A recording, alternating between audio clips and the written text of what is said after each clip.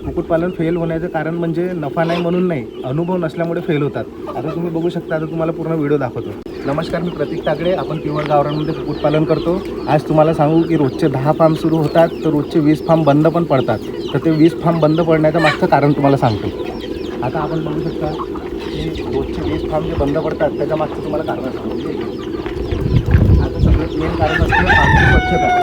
Form चांगल्या पद्धतीने अगर साफसुथरा नाही राहिला, अशी अगर गंदगी राहिली फार्ममध्ये, तर याच्याने पूर्ण अमोनिया गॅस किंवा गंदगी किंवा रोग आजार याच्यापासूनच फार्ममध्ये गंदगी असल्यामुळेच फसतात. आता मी हे साफ माणसाला याच्यासाठी नाही करायला लावले, कारण की तुम्हाला व्हिडिओमध्ये मला दाखवत होतं. अशा प्रकारे अगर फार्म गंदा राहिला अशा प्रकारे अगर फार्म घाण राहिला, तर याच्यामुळे अमोनिया गॅस तयार होते, याच्यामुळे कोंबड्यांना आजार होते, याच्यामुळे कोंबड्या स्वस्त नाही राहत. आणि 4-5 मुख्य कारण आहे जे आपण म्हणतो ना, 10 फार्म रोजचे सुरू होतात तर 20 फार्म रोजचे बंद पण का पडतात. त्याच्या मागचे जे 4-5 मुख्य कारण आहे ते तुम्हाला आज सांगतो. या इथे आता तुम्ही बघू शकता. आता ह्या कोंबड्या पूर्ण जितक्या पण कोंबड्या ह्या कोंबड्या जितक्या पण आहे ह्या बघा किती स्वस्त आणि किती चांगल्या निरोगी फिरून राहिल्या, एकदम स्वस्त ह्याच्यात चांगल्या आहे. पण अगर एखादी पिल्लू किंवा एखादी कोंबडी अगर अंदर जिमून बसली आहे, शेडमध्ये अगर बसली आहे, तर ते आपल्याला त्याच्याकडे लक्ष देणं जरुरी आहे. जसं पण आपण सकाळी कोंबड्या सोडतो बाहेर, जसं मग कोंबड्या सोडल्या तर पहिले आपल्याला फार्ममध्ये फिरून बघायचं आहे की आपलं एखादी पिल्लू किंवा एखादी कोंबडी काहीतरी एखाद्या कोपऱ्यात तर बसून नाही, पंखा फुलवून वगैरे, ते सर्वात महत्त्वाची गोष्ट आहे. इथं तुम्ही बघू शकता. आता सर्व कोंबड्या पूर्ण बाहेर आल्यात. ह्या कोंबड्या 1-2 ज्या दिसतात अंडे टाकायला आल्या आपल्या, त्यांचा अंडे टाकायचा वेळ झाला म्हणून त्या अंडे टाकायला आल्या. पण इथे एक पण कोंबडी किंवा एक पण कोंबडा पिल्लू काहीच तुम्हाला एखादी सुस्त बसलेलं दिसलं नाही. पण मला काल काकाचा फोन आला. काल मी थोडंसं कामात असल्यामुळे मी आलो नाही फार्मवर. काल काकाचा फोन आला की एक पिल्लू जिमून आहे, तर त्याचं पण आज आता तुम्हाला दाखवतो काय झालं आहे त्याला. सर्वात मेन कारण काय असते, सर्वात जे मुख्य कारण असते ते आपल्याला अनुभव नाही असते. आपण बिना अनुभवाचा फार्म सुरू करून घेतो. अनुभव काय राहत नाही आपल्याला. बिना अनुभवाचा आपण काम सुरू करून घेतो. यूट्यूबला व्हिडिओ बघतो, त्याचं बघतो, याने सुरू केलं त्याने सुरू केलं, याचं बघून आपण फार्मिंग सुरू करून देतो. आपल्याला काय अनुभव नाही राहत, काय नॉलेज नाही राहत, वॅक्सिनेशनचं नॉलेज नाही राहत, आजारांचं नॉलेज नाही राहत, गोळ्या औषध कसं द्यायचं त्याचं नॉलेज नाही राहत आपल्याला. आणि आपण फार्म सुरू करून घेतो, त्याच्यामुळे आपले फार्म बंद पडतात. तर आपण गव्हर्नमेंटचे इतके ट्रेनिंग सेंटर आहेत, प्रत्येक जिल्ह्यामध्ये ट्रेनिंग सेंटर आहे, तिथं जाऊन आपण ट्रेनिंग घेतली. 100-200 रुपये तर ट्रेनिंग चार्जेस आहे. 100-200 रुपयात महिन्याभराची ट्रेनिंग, प्रॅक्टिकल ट्रेनिंग दाखवतात, तिथे प्रॅक्टिकल नॉलेज दाखवतात. PM शिकवतात आपल्याला PM करणं शिकवतात, आपल्याला वॅक्सिनेशन करणं शिकवतात, आपल्याला काय आजार आहे, आजार कसा ओळखायचा, कोंबडीला काय झाला आहे, कोंबडीचं असं बघूनच आपल्याला तिथं समजून येऊन जातं. तिथं जर आपण ट्रेनिंग घेतलं प्रॅक्टिकल गव्हर्नमेंटच्या इथं, तर आपल्याला कोंबड्याला असं पिल्लांना बघूनच आपल्याला लक्षात येऊन जातं की काय झालं आहे. इतक्या चांगल्या प्रकारे तिथं गव्हर्नमेंटचे ट्रेनिंग सेंटर खुलले आहे, प्रत्येक जिल्ह्यामध्ये खुलले आहे. प्रत्येक जिल्ह्यामध्ये 100-200 रुपये मोजकी फी आहे. 100-200 रुपयामध्ये आपल्याला महिन्याभराचा पूर्ण प्रॅक्टिकल अनुभव देतात. आणि प्रॅक्टिकल अनुभव घेऊन चांगल्या प्रकारे चांगल्या शिक्षित डॉक्टरांकडून ट्रेनिंग घेऊन अगर आपण काम सुरू केलं तर आपलं काम कधीच फेल नाही होऊ शकत. या तुम्हाला दाखवतात. हे सर्व जितके पण पिल्ले दिसत आहेत या इकडं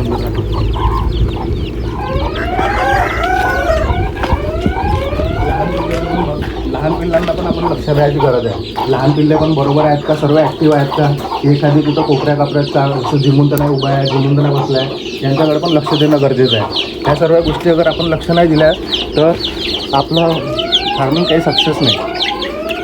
सर्व बारीक गोष्टीकडे लक्ष देणं जरुरी आहे. आपल्याला अनुभवच नाही राहत की आपला एखादी बर्ड एखादी पक्षी अगर आजारी झाला तर आपण त्याला काय औषध द्यायची, काय मेडिसिन द्यायची, त्याचा अनुभव पाहिजे ना आपल्याला.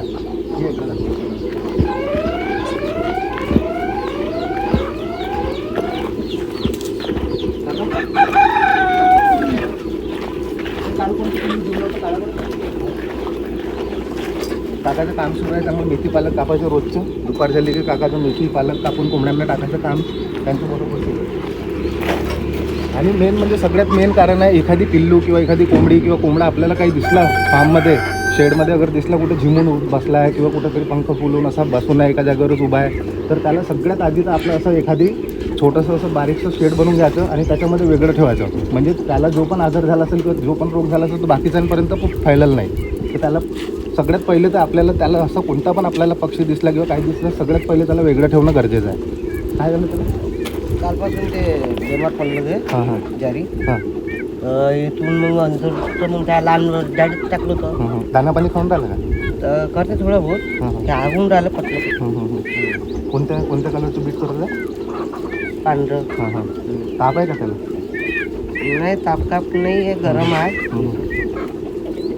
झिमून आता तुम्हाला सांगतो की आता तुम्हाला याच्यातला काही अनुभव नाही आहे. आता याला कोणता रोग झाला आहे, काय आजार आहे, नाही. हां तुम्हाला कोणालाच काही याच्यातला अनुभव नाही. ज्यांनी ट्रेनिंग घेतली असेल प्रॉपर, जिथं गव्हर्नमेंटचे जे ट्रेनिंग सेंटर असतात त्यालाच प्रॉपर अनुभव येईल, त्याला समजाल. जो PM करून आहे आणि चांगला रेप्युटेड डॉक्टर जोडून शिक्षण घेऊन आहे, ट्रेनिंग घेऊन आहे, त्याला समजून येईल की याला आजार काय झाला आहे. तर आता मला त्याला समजून येऊन गेला आहे याला E. कोलीचा, आणि त्याचं मला आजार दिसून झाला, थोडंसं इन्फेक्शन दिसून झालं. याची मेडिसिन पण माझ्याकडे आहे. आपल्याकडे आजार येऊ न येऊ, आपल्याकडं काही पण असं, पण आपल्याकडे 2-3 प्रकारच्या मेडिसिन प्रत्येक म्हणजे दरवेळेस आपल्या इथं अवेलेबलच पाहिजे.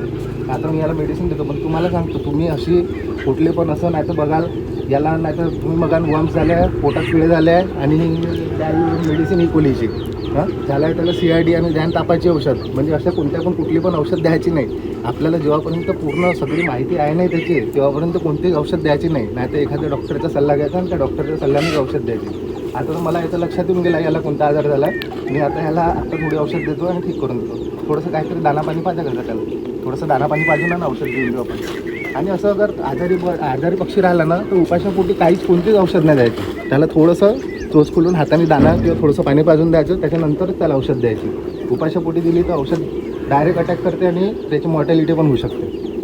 आता कालपासून त्याने काय खाल्लं नाही तर आता त्याला औषध देणं गरजेचं आहे. पहिले थोडंसं दानापाणी काढून देऊ, मग त्याला औषध देऊ. तुम्हाला मी आत्ताही सांगतो आहे, तुम्हाला माहिती नसेल तर कुठली पण औषध कोणत्या पण चीजला द्यायची नाही. जेव्हापर्यंत आपल्याला पूर्ण अनुभव आहे, आपल्याला प्रॅक्टिकल अनुभव आहे, आपल्याला ग्राउंडचा अनुभव आहे, आपण पूर्ण प्रत्यक्षात करून आपल्याला समजलं आहे की याला कोणता आजार झाला आहे, याला काय झालं आहे, तुम्हाला सगळ्या गोष्टी माहिती आहे, मेडिसिनच्या बरीच माहिती आहे, सगळ्या गोष्टी माहिती आहे, तेव्हाच तुम्ही त्यांना बरोबर मेडिसिन द्या ना. ते एखाद्या कोणत्या डॉक्टरचा सल्ला घेऊनच मेडिसिन द्या. कारण की आपल्या इथचं एक पण अगर पिल्लू, एक कोंबडं किंवा कोंबडी पण यांची पण अगर मॉर्टॅलिटी झाली तर आपण ते असं विचार करतो की जाऊ दे ना, एक याची तर मॉर्टॅलिटी झाली, काय होणार आहे, आपल्याकडे तितका माल आहे. पण एकही मॉर्टॅलिटी अगर आपण वाचवली ना तरी पण आपण सक्सेस फार्मर होऊ शकतो. आणि असं 1-2 अशा मॉर्टॅलिटीकडे दुर्लक्ष केलं ना आपण तर आपण कधीच फार्मिंगमध्ये सक्सेस नाही होऊ शकत. आणावर का त्याला थोडीशी लावून देते गेट, आणलं दाना पाणी पाजलं त्याला. आता मला त्याची मेडिसिन माहिती आहे म्हणून तुम्हाला दाखवतो. पण मी कोणत्याही मेडिसिनची ॲड किंवा कोणत्याही मेडिसिनची तुम्हाला ॲडव्हर्टाइजमेंट वगैरे काही करत नाही. फक्त माझ्या इथं जे बर्डला मला रोग दिसत आहे मी त्याचीच बरोबर प्रॉपर मेडिसिन त्याला देत आहे. पण तुम्ही बिना तुम्हाला माहितीच्या आणि बिना अनुभवाच्या, बिना एक्सपिरियन्सच्या तुम्ही कुठली मेडिसिन कुठल्याही पक्ष्यांना द्यायची नाही. तुम्ही नाही तर त्याला आजाराला भलताच आणि औषधदान भलतीच. म्हणून जेव्हापर्यंत आपल्याला पूर्ण प्रत्यक्षात नॉलेज नाही राहत तेव्हापर्यंत कोणतीच औषध आपल्या मनाने चिक्सला किंवा फार्मवर दुसऱ्या पक्ष्यांना द्यायची नाही. आता मला प्रत्यक्षात माहीत आहे याला किती ml डोस द्यायचा आहे, किती काय द्यायचं आहे, सगळं आता माहिती आहे मला. माझा आता 7-8 वर्षाचा अनुभव झाला आहे. तुम्हाला जर अनुभव आहे, तुम्हाला सगळ्या गोष्टीची माहिती आहे, तेव्हाच तुम्ही आपल्या मनाने औषध द्या.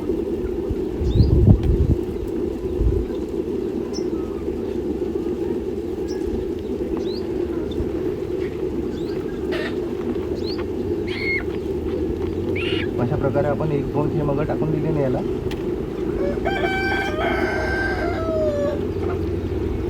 तर आता 1 ते 2 दिवसात अशीच औषध द्यावं लागेल मला त्याला. तर 2 दिवसात पूर्ण बरं होऊन जाईल. तुम्हाला 2 दिवसांनी अगर त्याचा व्हिडिओ वगैरे पाहायचा असेल तर तुम्ही मला कमेंटमध्ये सांगा. मी 2 दिवसांनी याचा ठीक झाल्यावरचा पण तुम्हाला व्हिडिओ पाठवतो किंवा व्हिडिओ मग डबल पोस्ट करतो याचा.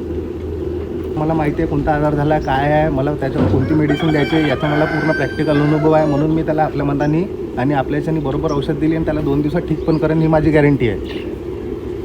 पक्षी आजारी दिसला, कुठे एखादी पक्षी झिमून दिसला, काही दिसलं, त्यांची हलचलवरूनच आपण ओळखून घ्यायचं की काही रोग दिसत आहे का, काही आजार दिसत आहे का, ते दिसत असं त्यांच्या हलचलवरूनच आपल्याला लक्षात येऊन जातं. तर तुम्हाला पूर्ण दाखवलं जे 10 कुक्कुटपालन रोजचे सुरू होतात ते 20 रोज का बंद पडतात. त्याच्यामागचे सर्वात मुख्य कारण तुम्हाला माहिती आहे, मॅनेजमेंटची माहिती नसते, वॅक्सिनेशनची माहिती नसते. कोणता पक्षी जर आजारी झाला आहे, कोणता बर्ड अगर जिमला आहे, त्याला काही आजार झाला आहे तर त्याच्यावर मेडिसिनची माहिती नसते. आणि सगळ्यात मेन कारण म्हणजे मॅनेजमेंट चांगलं नसते. मॅनेजमेंटवर सर्वात मेन म्हणजे लक्ष देणं मॅनेजमेंटवर आहे.